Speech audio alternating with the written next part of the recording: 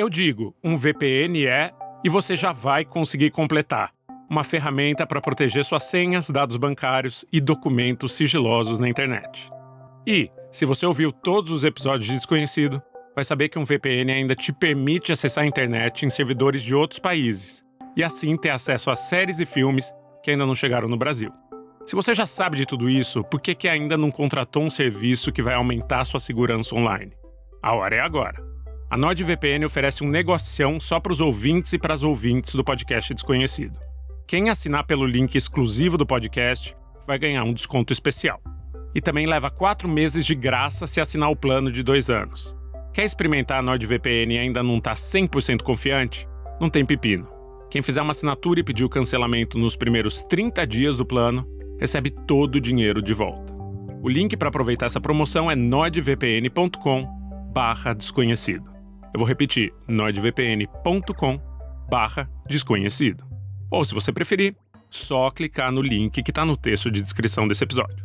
E a receita desse anúncio, inclusive, vai para a Casa Ricardo Correia de Acolhida para Pessoas LGBTQIA+. Muito obrigado, NordVPN.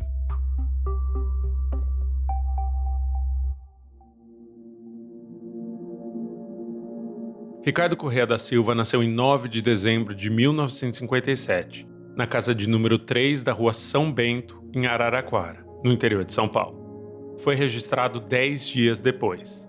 É o que eu descubro quando abro o envelope e me deparo com a certidão de nascimento. O documento que faltava para o paciente desconhecido ganhar um nome no Hospital das Clínicas. No dia seguinte, a gente vai para o hospital ao meio-dia, antes do horário da visita, que começa às 2 da tarde. A gente passa de novo na fila do mistério. A fila de pessoas que visitam desconhecidos no HC. 11 pessoas estão na fila. Espero que essa seja a última vez que Ricardo esteja no balcão de desconhecidos. A gente sobe até o 8º andar, onde fica a cirurgia plástica, e pedimos para falar com a assistente social. A gente está conversando com o Ricardo quando uma psiquiatra pede para trocar uma ideia comigo. Ela é uma mulher baixa e de voz suave. Eu vou sem o gravador para uma salinha que só tem 2 cadeiras. Ela pergunta de onde eu conheço o Ricardo. Eu digo que conheço da rua. E ela pergunta se eu moro na rua. Eu digo que não. Ela diz que Ricardo respondeu bem ao tratamento e que no momento eles estão avaliando se ele precisa ser internado ou se pode se tratar com remédios, em casa. Caso algum parente de Ricardo se comprometesse a morar com ele, ele seria liberado. Digo que ninguém da sua família se candidatou a morar com ele. Ela agradece e me dispensa. 5 minutos depois de eu voltar para o quarto, a assistente social aparece. Nos leva para conversar na mesma salinha de antes. Ela vê a cópia da certidão de nascimento e diz: Tá ótimo, isso ele já deixa de ser desconhecido. Só vou pedir um favor para vocês. E descer lá no 4º andar do outro prédio, pelo prédio que vocês entram. Tá. Pelo andar que vocês entram na sala 2, que é o registro geral. Para reconhecer, porque eu não posso. Tem que ser vocês que conhecem ele. Pergunto o que vai acontecer com o Ricardo. Se a equipe do Hospital das Clínicas tem um plano para ele. Até o momento, o plano é transferir ele. Para onde? Para um hospital psiquiátrico que surgir a vaga. É o primeiro que surgir a vaga. Vai pro PROS, que é um sistema que tem aqui em São Paulo. E aí a rede procura uma vaga. Essa vaga é solicitada todos os dias. Até o momento não saiu nada. Pode ser que com ele sendo reconhecido saia mais rápido. O fato dele estar internado como desconhecido dificultava que a assistente social pedisse uma vaga para ele em outro hospital ou em um abrigo. A gente desce de novo e nos tornamos mais uma vez parte de uma fila. Dos 12 guichês, 4 têm funcionários trabalhando. A gente espera 20 minutos. O primeiro atendente passa os documentos para o segundo, que passa para um terceiro. Quando o caso chega na 4ª pessoa, ela diz que vai ter de chamar o chefe do setor. 5 minutos depois, um homem careca nos encaminha para outro lugar. Então vier pronto-socorro? Sim. Então tem que fazer uma operação lá por fora, ali, ó. Vai passar a catraca, entra no corredor à esquerda, aquele monte de guichezinho, ali faz cadastro do pessoal. Lá no final, à esquerda, o portão. Interessa, eu tô indo ao hospital. Fala com o rapaz. A gente atravessa de novo a fila. Lá, um funcionário confirma que eles fazem sim o registro de desconhecidos, mas só de madrugada. Ele diz que a gente precisa voltar para o prédio onde Ricardo está internado e ir para o pronto-socorro geral. Faz 10 anos que o pronto-socorro do Hospital das Clínicas é referenciado, ou seja, não tem uma porta aberta para atender quem está doente. Esse PS só aceita casos que são mais graves, que foram encaminhados por unidades básicas de saúde ou por outros hospitais. Ainda assim, dezenas de pessoas estão deitadas em macas na sala que dá acesso ao hospital. Uma sala que tem um zunido constante de aparelhos funcionando e um murmúrio de pessoas doentes falando baixinho. Foi nesse pronto-socorro que Ricardo deu a entrada 2 meses antes. O atendente atrás do balcão pega a cópia da certidão de nascimento e pede um telefone para contato. Eu dou o meu. Você é o que dele, né? Amigo. Você é o que dele? Não, parente? Não, nada. Seu amigo sabe? Sim. A gente conhece ele da rua, moço. Ele some por meia hora e volta sem nenhum papel na mão. Não tem que levar pulseira nem nada? A assistente social falou que talvez tivesse que levar... Tinha que levar,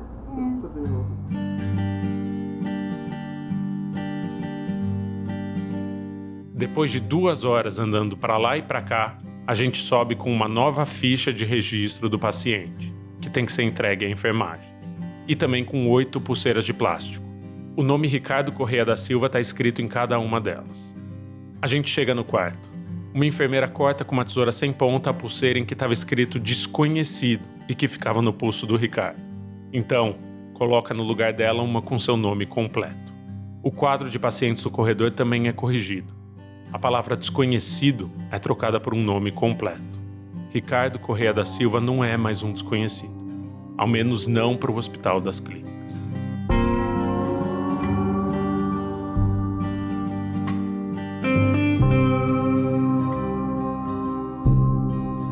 Eu sou o Chico Felitti. Eu sou Isabel Dias. E esse é Desconhecido, um podcast sobre a extraordinária vida de Ricardo Correia da Silva, um homem que São Paulo inteira conhece, mas ninguém sabe quem é. Episódio 5. Ricardo Correia da Silva.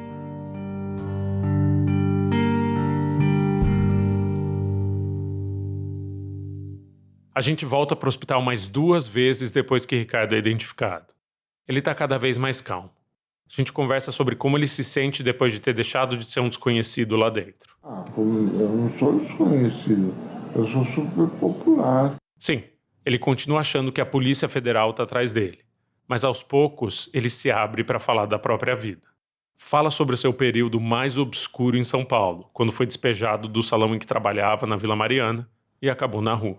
Quando veio a reiteração de impostos, eu precisei sair de lá e guardar tudo em uma pensão. Eu guardei tudo numa pensão, que o rapaz foi passar para o meu filho, deu um dinheiro para o dono da pensão, ela me pôs na rua e eles roubaram tudo que eu tinha.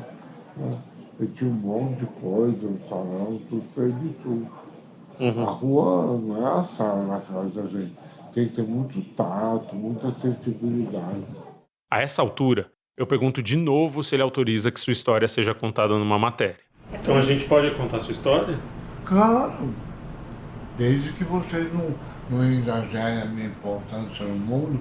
Pela primeira vez, ele também comenta as alterações estéticas que fez no rosto. Eu tenho muitas aplicações de silicone, plástico no nariz, plástico na orelha, plástico na pálpebra, né? E era silicone industrial ou era silicone? Não, silicone para uso médico. É que eu sofri um esponjamento, que deformou muito meu rosto. Onde foi isso? Foi na delegacia de polícia. Ricardo pede para fazer uma foto com Isabel. Os dois se abraçam. Ele tá usando um casaco cor de creme que era dela. Depois, ele posa na porta da enfermaria. Sorri para uma foto em que aparece debaixo de uma placa onde está escrito cirurgia plástica. Os enfermeiros e assistente social dizem que ele nunca mais teve um episódio de agressividade. Mas ele não está pronto para viver sozinho. Um relatório médico escrito em 3 de maio de 2017, mais de um mês depois dele ser internado, afirma que o paciente não tem capacidade de autocuidado ou de administração de medicação por conta. Ou seja, Ricardo não pode viver só.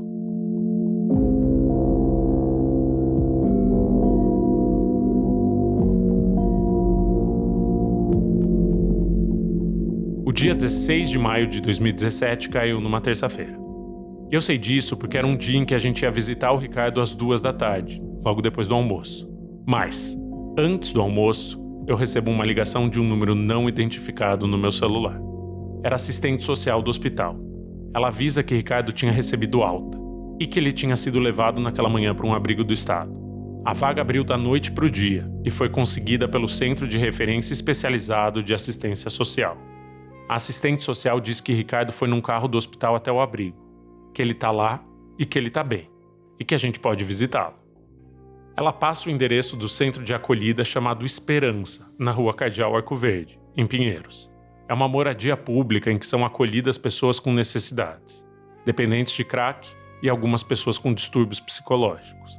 Lá ele teria o auxílio para continuar o tratamento. Eu ligo pro abrigo, mas ninguém conhece Ricardo lá. Mas eu não tô localizando. Ninguém com esse nome no centro de acolhida. Não tem passagem nenhuma. Eu volto a falar com a assistente social. Digo que ele não tá lá. 2 horas depois, a assistente social do hospital entra em contato comigo. Ricardo tinha sido levado pro abrigo em Pinheiros. Mas, enquanto os funcionários do lugar estavam fazendo seu registro, ele virou as costas e foi embora. Ela explica que ninguém poderia ter obrigado o Ricardo a ficar lá contra a sua vontade. E a sua vontade foi voltar para a rua. Ricardo estava de volta à rua, onde ele dificilmente ia tomar os remédios que o deixavam mais em contato com a realidade.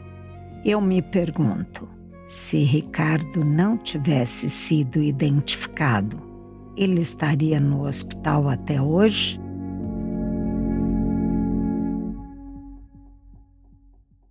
Quando estava no hospital, Ricardo nos disse o nome dos hotéis em que costumava se hospedar. Todos ficam na região da Cracolândia, um pedaço ainda mais degradado do centro de São Paulo que concentra usuários de crack. Passamos 2 semanas visitando os hotéis e pensões onde Ricardo morou, mas não o encontramos. A cada pé que eu vejo dormindo na rua, fico imaginando se não seria ele. Presto atenção nos casacos das pessoas deitadas na calçada e tenho a certeza que eu vou vê-lo. Será que vai nos reconhecer? Até que, numa tarde de sexta, a gente chega até o Hotel Alfama. O dono é um homem grande, com uma camiseta do Corinthians apertada na altura da barriga e muitas correntes de prata ao redor do pescoço. Ele diz que Ricardo está morando lá. Paga R$25 toda noite por um quarto de solteiro. Nunca quis fechar um pacote mensal, por mais que isso fosse garantir um desconto de R$200 por mês. Aqui o hotel aqui é boca, você sabe disso. Sempre vem polícia, tá? E tem uns polícia que é gente boa. Tem uns polícia que é forgado pra caralho. De achado do fato, tem droga lá dentro. Meu, o cara é morador aí, o cara não mexe com droga, mas você tem que dar a chave pra eles olharem. Ele diz que a polícia o intimida com frequência. Se eu mexesse com droga, eu sou um otário, tô com 48 anos, eu ia deixar a droga aqui, eu ia esconder no telhado, em algum lugar para me vender. Eu ia deixar a droga aqui na portaria para me vender. Aí eles reviram tudo, tá? Mas depois pede desculpa, vai embora. Tem uns que pedem desculpa, né? Tem uns que saem xingando ainda. Aí eu trabalho, eu botei o dinheirinho, hoje o hotel é meu, né? Hoje o hotel é meu, mas já tomei tiro aqui. Já fui preso, já me levaram aqui, eu dormi aí, o porteiro trabalhava de noite e de dia dormia, como se tinha arrastão, parava a viatura, levava todo mundo. O dono do hotel diz que Ricardo fica num quarto do primeiro andar, e a gente sobe as escadas. A primeira porta que a gente vê tem um cifrão grande desenhado com giz. A segunda tem uma frase, não bata sem dinheiro. E na terceira tá escrito, money for me, sex for you. Ou, dinheiro pra mim e sexo pra você. A quarta porta é a porta do quarto de Ricardo. Ela fica num canto e não tem número. Eu bato. Eu chamo e eu bato de novo. Um grunhido vem de dentro do quarto. 2 minutos depois, Ricardo abre a porta. Pede desculpas. Diz que estava dormindo. Ai, eu pensei que você saísse de lá cedinho. Não, você passa o dia lá. Em cima da cômoda do quarto estão 2 garrafas de guaraná. As garrafas estão destampadas e cheias de um líquido amarelo que desconfio ser urina. O quarto não tem banheiro O único outro móvel é a cama, que tem o contorno do corpo de Ricardo poído. As paredes têm manchas de sujeira, onde se encontram com o chão, e de mofo, onde se encontram com o teto. Um cheiro azedo paira no ar parado. Eu falo que tem um dinheiro esperando por ele, a herança da família. Ele diz que vai pensar nisso depois. Ricardo aceita as roupas que levamos para ele e pede licença. Diz que vai dormir.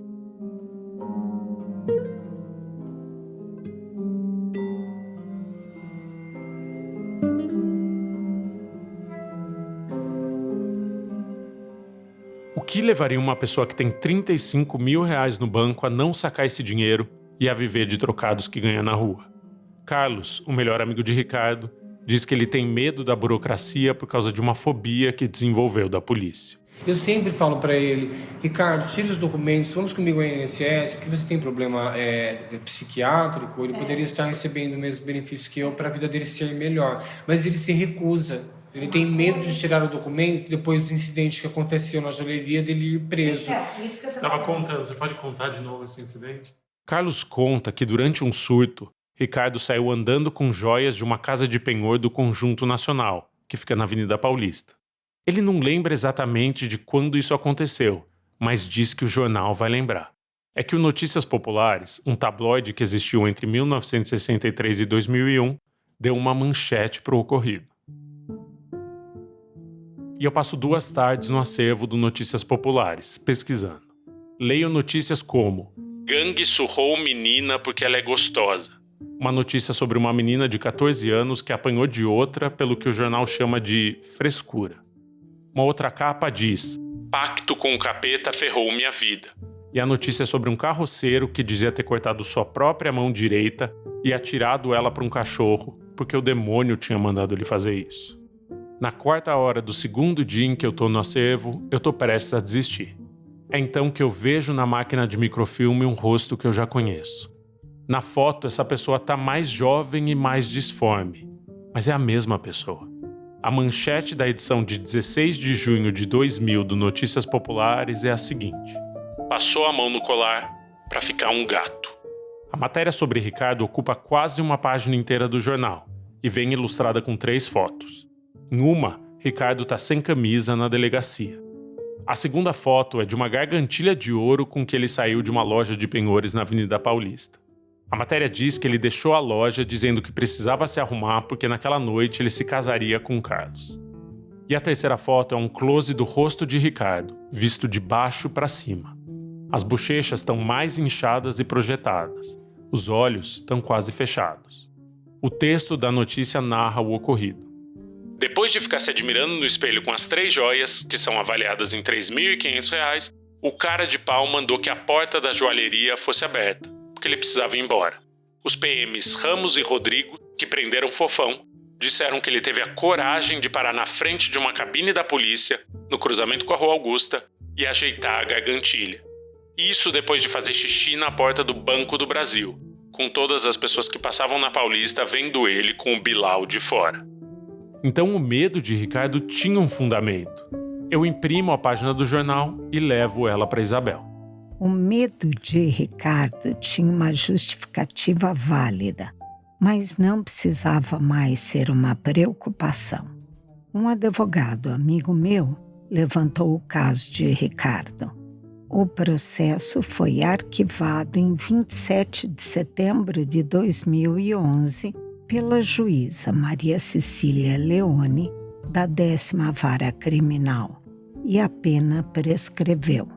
Ou seja, Ricardo não é mais procurado pela polícia.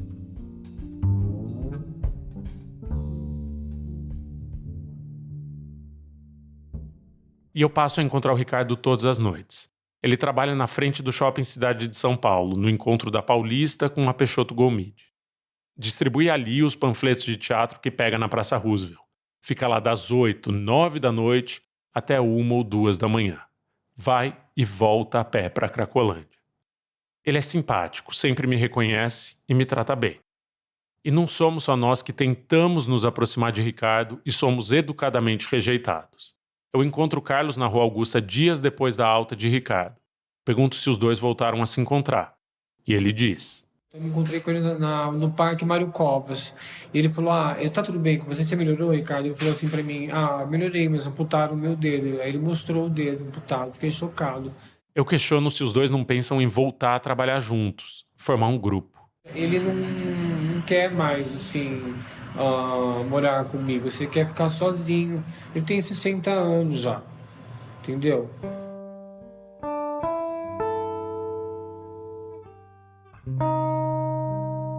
É véspera do Dia dos Pais e eu tô no cinema quando recebo uma mensagem de Júlio, o irmão mais novo de Ricardo que mora em São Paulo. Ele escreve: Boa noite. Minha mãe faleceu. Araraquara amanhã. Velório e enterro. Edith morreu 2 meses depois da visita que a gente fez à casa onde ela morava com Marcelo. Ela tinha 78 anos. Com a morte da mãe, vão para os filhos a chácara da família e a casa onde ela morou até a morte, no centro de Araraquara. Ou seja, agora Ricardo tem uma segunda herança, que precisa assinar o inventário para que a partilha seja feita. Eu respondo para Júlio que vou procurar Ricardo. Nos 2 dias seguintes, eu não encontro ele na Paulista, nem no hotel onde ele andava hospedado.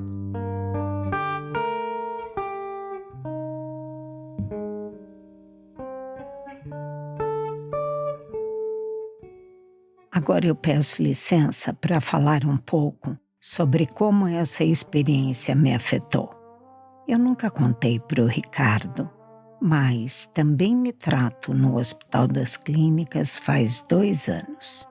Aos quase 60 anos de idade, descobri que tenho uma doença de coração muito rara e muito nova, que só foi batizada há menos de 20 anos atrás. Depois de conhecer Ricardo, sua história ficou remoendo na minha cabeça. Chego a ter taquicardia quando penso em tudo que ele viveu. Quando volto para casa, estou abatida depois de encontrá-lo. A desesperança dos dias que se seguem me mostram que a experiência me tocou profundamente, muito mais do que eu pensava. Me sinto derrotada, cheia de pavor. O medo me impede de sair de casa por alguns dias. Começo a ver um psiquiatra. Ele me receita remédios. Parece que os comprimidos impedem que a sensação de inutilidade e tristeza se instalem em mim. Uma voz repete na minha cabeça: bem-vinda ao mundo, cão Isabel. Nada do que você tenha passado se compara a essa história de horror com um personagem que é a cara de São Paulo.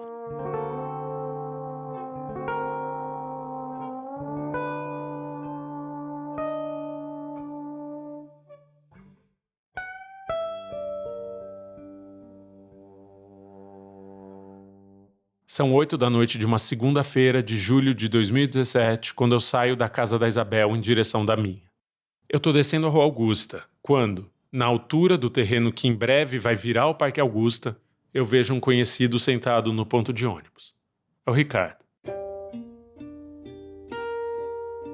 Eu paro do lado dele, esperando para ver se ele me reconhece. Ele se vira para mim e diz: Oi, como vai você? Eu digo que eu vou bem. Pergunto como ele está. Ele diz que bem também. E pergunta: E a Jane, vai bem? Eu digo que sim. Pergunto se ele não quer encontrá-la. Subindo o quarteirão que falta para chegar na casa da minha mãe, eu conto para Ricardo que o seu irmão me procurou, para dizer que sua mãe morreu. Ele para de andar e diz: Mas isso faz tempo.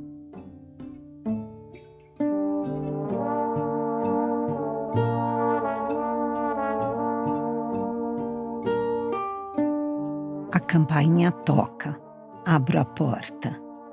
É Chico com o Ricardo. Ele me cumprimenta, diz que meu cabelo está bonito. Se senta ereto no sofá e cruza as pernas. Ele está com o tênis vinho, que era do Chico, e com o casaco de neve creme, que já foi meu, mas agora é dele. Ele pergunta como vamos. Coloco na mesa um prato com os mesmos biscoitos de mel que a gente levou no domingo de Páscoa. Eles duram mais de 6 meses, então não precisa se preocupar com a data de validade.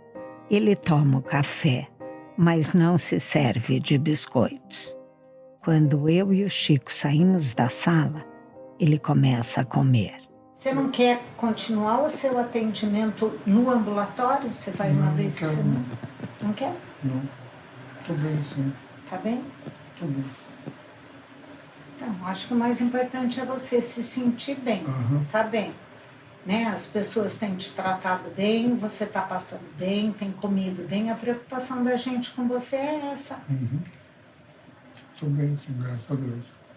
Que bom, que bom. Eu fico feliz de saber.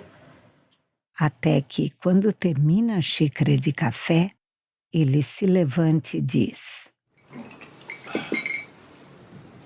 Quer mais um cafezinho? Não, tá bom, obrigado. Quero ir embora, não trabalhar, só nunca tarde. Ricardo sai. Pegamos o elevador com ele. Você não precisa de nada? Não, tá ótimo. Bem. Você é muito elegante, né? Você acha? Sim, você nunca quer incomodar, você nunca... Eu sou simples. Ele chega no portão e se despede. Eu digo tchau, com a angústia da indefinição. Ele está de volta para as ruas, que considera a sua casa. Uma das pessoas mais famosas de São Paulo sobe a Rua Augusta. E depois de 6 meses, nada mudou. Ou pelo menos, agora ele tem um nome.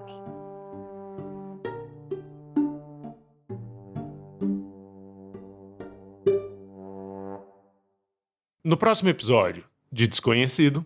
30 anos atrás a gente já saía abraçado, a gente se beijava, era um escândalo.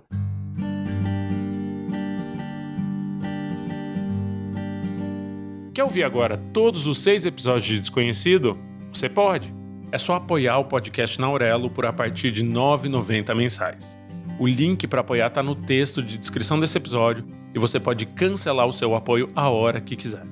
Toda a renda desse podcast vai ser revertida para a Casa de Acolhimento Ricardo Correia da Silva, em Araraquara.